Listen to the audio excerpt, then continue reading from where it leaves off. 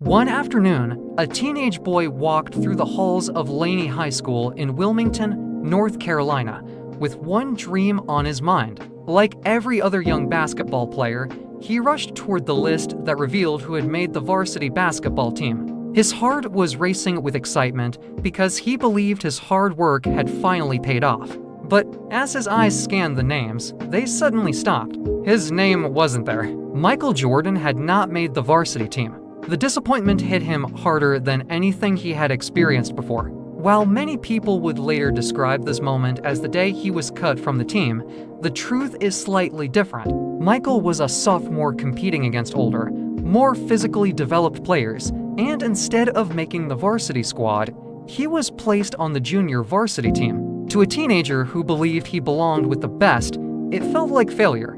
He returned home devastated and locked himself in his room, where he cried for hours. At that moment, nobody, not his classmates, not his coaches, and certainly not Michael himself, could have imagined that this disappointed teenager would one day become the greatest basketball player the world had ever seen. Instead of allowing rejection to define him, Michael made a promise to himself. He would never let anyone outwork him again. Every morning before school, every afternoon after practice, and every evening when everyone else had gone home, he was still in the gym. While other teenagers were enjoying their free time, Michael was shooting hundreds of jump shots, practicing dribbling, improving his defense, and pushing himself until exhaustion. His mother, Delores Jordan, constantly encouraged him to work hard and remain disciplined, while his father, James Jordan Sr., taught him that success was earned through dedication rather than talent alone. Those lessons became the foundation of Michael's life.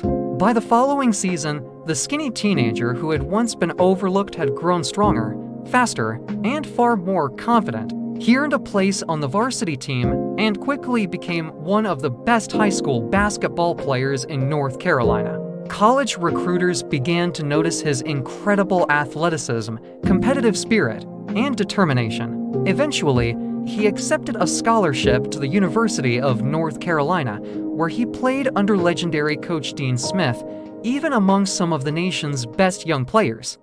Michael refused to settle. Coach Smith often reminded him that basketball was a team sport, not an individual one, teaching him lessons about patience, discipline, and trusting his teammates. Those lessons would shape his future just as much as his incredible talent. Then came the moment that announced Michael Jordan to the entire country. In 1982, during the NCAA championship game against Georgetown University, with only seconds remaining and his team trailing, freshman Michael Jordan received a pass near the free throw line. Without hesitation, he rose into the air and calmly made the game-winning jump shot. In one unforgettable moment, he transformed from a promising young player into a national sensation. While many people celebrated the shot itself, Michael later explained that it wasn't luck or confidence alone that allowed him to take it. It was the countless hours of practice that had prepared him for exactly that moment.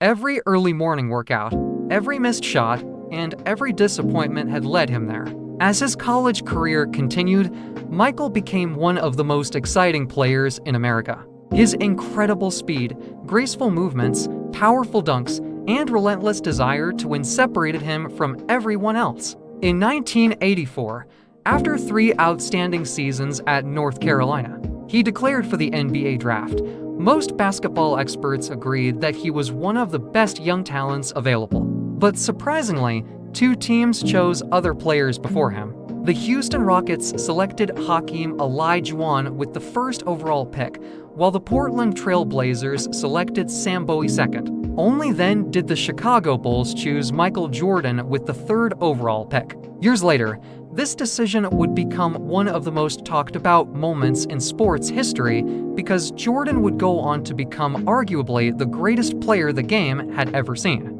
From the moment he stepped onto an NBA court, Michael looked different. During his rookie season, he averaged over 28 points per game and won the NBA Rookie of the Year award.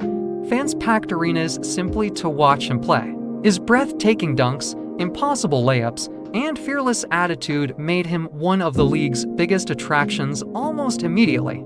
Yet while individual success came quickly, team success did not. The Chicago Bulls were still struggling to compete against the powerful teams of the Eastern Conference. Michael often scored incredible numbers, but basketball was never a one-man game. Every season seemed to end with disappointment. Standing in his way was one of the toughest teams in NBA history, the Detroit Pistons, known as the Bad Boys. They were physical, aggressive, and determined to stop Jordan at any cost. Whenever Michael attacked the basket, multiple defenders crashed into him, pushing, grabbing, and knocking him to the floor. The Pistons even created what became known as the Jordan Rules, a defensive strategy designed specifically to limit his impact. Year after year, they eliminated the Bulls from the playoffs. Critics began asking whether Michael Jordan was simply a spectacular individual player who could never lead a team to a championship.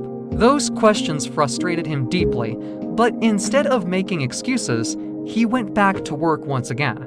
Realizing that his body wasn't strong enough to withstand the physical punishment of the playoffs, Michael spent countless hours in the weight room, building muscle and improving his endurance. At the same time, Bulls head coach Phil Jackson introduced the triangle offense, a system that emphasized teamwork instead of relying entirely on Jordan's scoring. Michael embraced the change, trusting his teammates more than ever before.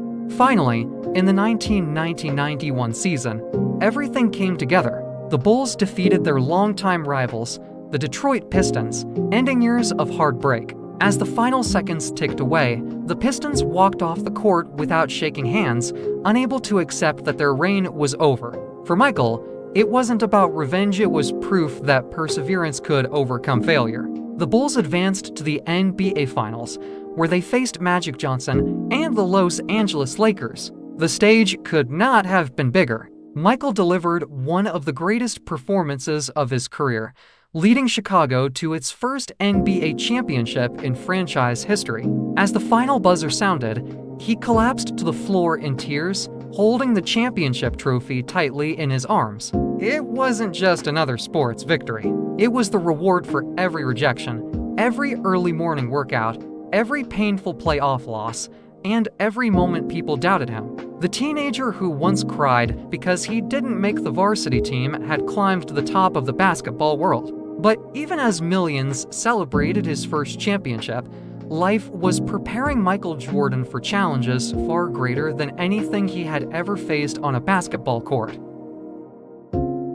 Thanks for watching. If you enjoyed this documentary, please leave a like and subscribe for more true stories like this. What do you think was the biggest turning point in Michael Jordan's journey? Let me know in the comments, and if you'd like to see part 2, tell me below.